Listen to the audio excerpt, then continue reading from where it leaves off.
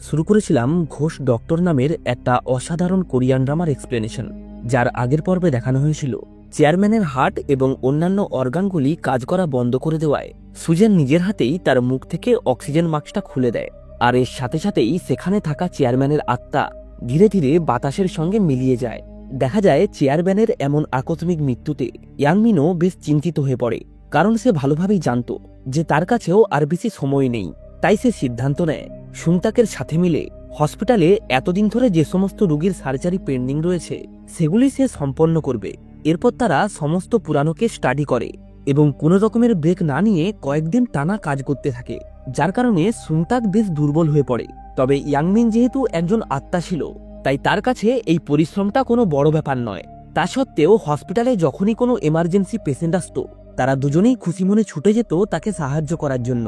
অন্যদিকে তেইহুন সুংতাকের বানানো সেই রিপোর্টটি ডাইরেক্টর হানকে দেয়, যেটা হুবহু ইয়াংমিনের বানানো রিপোর্টের সঙ্গে মিলে যাচ্ছিল।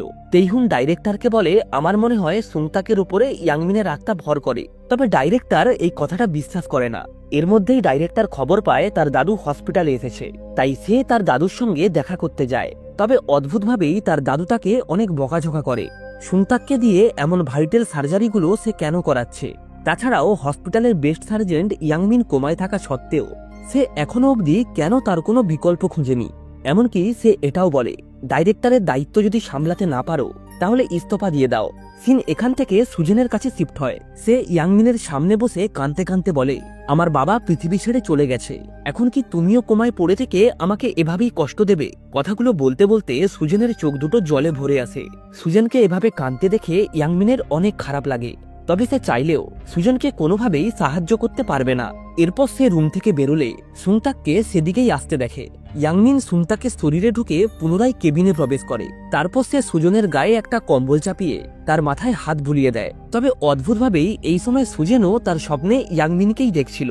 সে ঘুমের ঘোরে হঠাৎ করেই উঠে বসে এবং তারপর দুজন একে অপরকে জড়িয়ে ধরে। আর এমন একটা খুশির মুহূর্তের জন্য কোমায় পড়ে থাকা ইয়াংমিনের ব্রেনে ছোট্ট একটা উত্তেজনা সৃষ্টি হয়। পরের দিন সকালবেলায় ইয়াংমিন সুংতাককে জানায় তার কোমা থেকে বেরিয়ে আসার একটা সম্ভাবনা রয়েছে। এটা শোনা মাত্রই সুংতাক দৌড়ে গিয়ে সুজেনকে জিজ্ঞাসা করে, ইয়াংমিনের কি ব্রেন ওয়েভস এসেছে? তবে সুংতাকের মুখে এই কথাটা শুনে সুজেন বেশ অবাক হয়। সে সুংতাককে জিজ্ঞাসা করে, এটা তুমি কিভাবে জানলে? তখন সুংতাক তাকে বাহানা দিয়ে বলে সে এটা স্বপ্নে দেখেছে। কোমা থেকে বেরিয়ে আসার সম্ভাবনা রয়েছে এটা জানতে পেরে ইয়াংমিন খুশিতে আত্মহারা হয়ে ওঠে। সে প্রতিদিন সুংতাককে দিয়ে সুজেনকে খাওয়ার কথা মনে করিয়ে দিত। সুংতাকের তার প্রতি এত কেয়ার দেখে সুজেন বেশ দ্বিধায় পড়ে যায়, কারণ সেদিন রাতের বেলায় সে স্পষ্ট ইয়াংমিনের আওয়াজ শুনেছে। তবে সে যখন চোখ খোলে তখন তার সামনে সুংতাক ছিল। এমনকি যখন সে তাকে জড়িয়ে ধরেছিল তখনও তার মনে হচ্ছিল ওটা ইয়াংমিন। অন্যদিকে ডাইরেক্টরের সন্দেহ হয় তার ভাই সুংতাকের উপরে ইয়াংমিনের আত্মা ভর করেছে কিনা। এই কারণেই সে প্রায় লুকিয়ে লুকিয়ে সুংতাকের করা সার্জারিগুলির ওপর নজর রাখত, যা দেখে তার মনে হয় সুংতাকের সার্জারি করার স্টাইল হুবহু ইয়াংমিনের সঙ্গে মিলে যায়। অন্যদিকে সুংতাক একটা আত্মাকে বই পড়তে সাহায্য করছিল। সুংতাক তার মেডিকেল রিপোর্ট দেখে বুঝতে পারে ঘুম কম হওয়ার কারণে সে অজ্ঞান হয়ে পড়ে গিয়েছিল এবং এই সময় তার মাথা দেওয়ালে ধাক্কা লাগার কারণে সে কোমায় চলে যায়। ইয়াংমিন সেই আত্মার সঙ্গে কথা বলে জানতে পারে আঘাত লাগার পর তার নাক থেকে রক্ত বেরোচ্ছিল। সুংতাক এই ইনফরমেশনটাই সুজনকে জানালে সে বুঝতে পারে এটা হলো ট্যালেন্টেসিয়া সিনড্রোম, যা তার সেন্ট্রাল নার্ভ সিস্টেমে এফেক্ট ফেলেছে। তবে সুজেন এটাই বুঝে উঠতে পারছিল না যে এই কথাগুলো সুংতাক জানলো কিভাবে। তো যাই হোক, সবশেষে তারা বুঝতে পারে পেশেন্টকে বাঁচানোর একমাত্র উপায় হলো ব্রেন সার্জারি করা। তবে এটাতে অনেক রিস্ক থাকায় কোনো সার্জেন্ট এই অপারেশনটা করতে রাজি হয় না। তবে সুজেনও স্পষ্ট ভাষায় তাদেরকে জানিয়ে দেয় এটা ছাড়া তাকে সুস্থ করার আর দ্বিতীয় কোনো উপায় নেই। সুজেনের বলা কথাগুলোর মধ্যে এক অদ্ভুত ধরনের কনফিডেন্স থাকায় হসপিটাল কর্তৃপক্ষ অপারেশনের পারমিশন দেয়। আর এই খবরটাই যখন সেই মেয়েটির আত্মা জানতে পারে তখন সে আনন্দে আত্মহারা হয়ে ওঠে। ইয়াংমিনও খুশি মনেই সুংতাকের শরীরে প্রবেশ করে সার্জারিটা করতে আসে। এদিকে ডাইরেক্টর সুংতাকের শরীরে যে ইয়াংমিনের আত্মা ভর করে সেটা সবার সামনে আনার জন্য একটা প্ল্যান তৈরি করে। সে তেইহুনকে তার অ্যাসিস্ট্যান্ট হিসাবে রাখে যাতে সে সুংতাকের ওপরে নজর রাখতে পারে। এরপর ইয়াংমিন প্রতিবারের মতোই তার হাতটাকে ওয়ার্ম আপ করে সার্জারিটা শুরু করে। তেইহুন বুঝতে পারে সুংতাকের সার্জারি করার স্টাইল হুবহু ইয়াংমিনের সঙ্গে মিলে যায়, যা দেখে ডাইরেক্টর হানও বেশ অবাক হয়। ব্যাপারটা কনফার্ম করার জন্য তেইহুন তাকে একটা প্রশ্ন করে, যার উত্তর কেবলমাত্র ইয়াংমিন জানত। তবে সুংতাক কোনো কিছু না ভেবেই সেই উত্তরটা দিয়ে দেয়। যার ফলে সেখানে উপস্থিত সবাই এটা বুঝে যায় যে এতদিন ধরে ইয়াংমিনের আত্মাই সুংতাকের শরীরে প্রবেশ করে এই অপারেশনগুলি করছিল। ইয়াংমিনও বুঝতে পারে সে ভুলবশত তাদের চালে পা দিয়ে ফেলেছে। সে চাইলেও এই ব্যাপারটাকে আর লুকিয়ে রাখতে পারবে না। তাই সার্জারির শেষে ডাইরেক্টর যখন তাকে এই ব্যাপারে জিজ্ঞাসা করে, সে তাকে সমস্ত সত্যি কথা বলে দেয়। এমনকি সে ডাইরেক্টর হানকে এটাও বলে যে আপনার এবং চেয়ারম্যানের ছেলের সমস্ত কুকীর্তির কথা আমি জানি, তাই বাঁচতে চাইলে আমার বডিটাকে কোমা থেকে বের করার ব্যবস্থা করুন। এই সমস্ত কথা শুনে ডাইরেক্টর হান বেশ অবাক হয়ে যায়। সে দ্বিতীয়বার ইয়াংমিনকে কোনো কথা বলার সাহস পায় না। এরপর থেকেই ডাইরেক্টর কোথাও কিছু বলার আগে বেশ ঘাবড়ে থাকত, কারণ তার সবসময় মনে হয় ইয়াংমিন তার কথা শুনছে। অন্যদিকে সুংতাক ইয়াংমিনকে বলে ছোটবেলায় তার একটা অ্যাক্সিডেন্ট হয়েছিল, যেটাতে সে একটুর জন্য মৃত্যুর মুখ থেকে বেঁচে ফিরে এসেছে। আর এরপর থেকেই তার মধ্যে আত্মাদের দেখতে পাওয়ার এই অদ্ভুত ক্ষমতাটি চলে এসেছে। প্রথম তার কাছে এই ব্যাপারগুলো অনেক ভয়ানক মনে হতো, যে কারণে সে এমন নাটক করত যেন সে কাউকেই দেখতে পায় না। তবে সে যখন কোনো মৃত ব্যক্তির সার্জারি করতে যেত, তখন তাদের আত্মা এসে তাকে ভয় দেখাতো। আর এই কারণেই সুংতাক সর্বদাই সার্জারি প্র্যাকটিস করতে ভয় পেত। তবে দুর্ভাগ্যবশত তাদের এই সমস্ত কথা ডাইরেক্টর হান পেছন থেকে শুনে নেয়। এরপর সে ইয়াংমিনের কেবিন ফাঁকা থাকার সুযোগ নিয়ে ভেতরে প্রবেশ করে। আসলে সে মনে করেছিল সে যদি কোনোভাবে ইয়াংমিনের অক্সিজেন মাস্কটা খুলে তাকে মেরে ফেলতে পারে, তাহলে তার করা কুকীর্তিগুলো আর কেউই জানতে পারবে না। তবে পরক্ষণেই তার মনে হয় ইয়াংমিনের কারণেই তো তার হসপিটাল এত টাকা কামাচ্ছে, তাই আর যাই হোক সে তাকে কোনোভাবেই মারতে পারবে না। সে রাতের বেলায় সুংতাকের কাছে যায়। সুংতাক তাকে বলে, তুমি যদি ইয়াংমিনের কাছে ক্ষমা চাও তাহলে সে তোমাকে ক্ষমা করে দেবে। তখন উল্টে ডাইরেক্টর বলে, আর যদি ইয়াংমিন বেঁচেই না থাকে? এটা শুনে সুংতাক বেশ ঘাবড়ে যায়।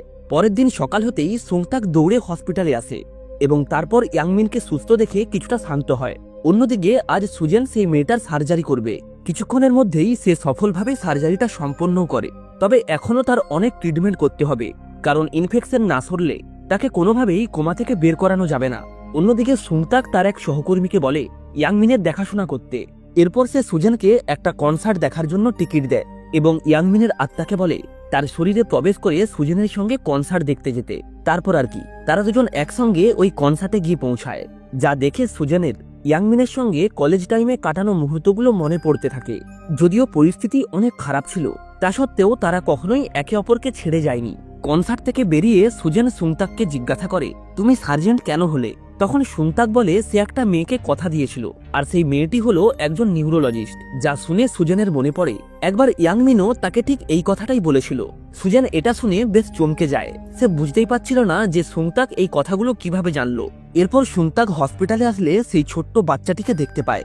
আসলে এটা ছিল সেই বাচ্চাটির আত্মা, যে সুংতাককে ছেড়ে ইয়াংমিনের কাছে যায়। যে নার্স ওই বাচ্চাটার ট্রিটমেন্ট করত, সে লক্ষ্য করে বাচ্চাটির দেহ মেঝেতে অচেতন অবস্থায় পড়ে আছে। সুংতাকও এটা দেখা মাত্রই দ্রুত দৌড়ে আসে। তবে অদ্ভুতভাবেই নার্স ইয়াংমিনের আত্মাকে জিজ্ঞাসা করে, আপনি কি এখানে রয়েছেন? এটা শুনে সুংতাক এবং ইয়াংমিন দুজনেই চমকে যায়, কারণ তারা কখনো ভাবতেই পারেনি যে ওই নার্স আগে থেকেই তাদের আত্মা চেঞ্জ করার ব্যাপারটা জানতো।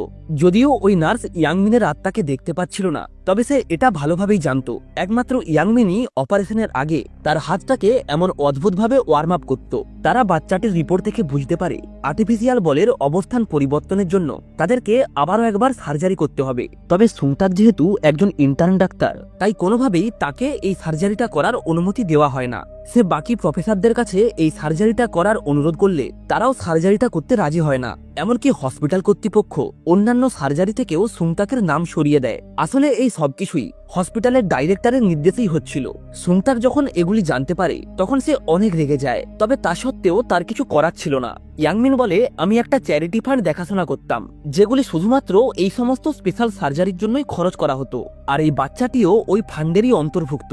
অন্যদিকে ডিপার্টমেন্টের হেড ডাইরেক্টর হানকে বলে দ্রুত বাচ্চাটির অপারেশন না করলে তাকে বাঁচানো যাবে না। তবে ডাইরেক্টর হান বাচ্চাটার কথা না ভেবেই ইয়াংমিনের থেকে বদলা নেওয়ার জন্য ইয়াংমিন যেসব রোগীর চিকিৎসা করেছিল তাদের ট্রিটমেন্ট বন্ধ করে দিতে বলে এবং ইয়াংমিনের ফান্ড থেকে সমস্ত টাকা নিজের ফান্ডে ট্রান্সফার করে নেয়। ডাইরেক্টরের এই সমস্ত কথা শুনে ডিপার্টমেন্টের হেড বেশ স্তম্ভিত হয়ে যায়।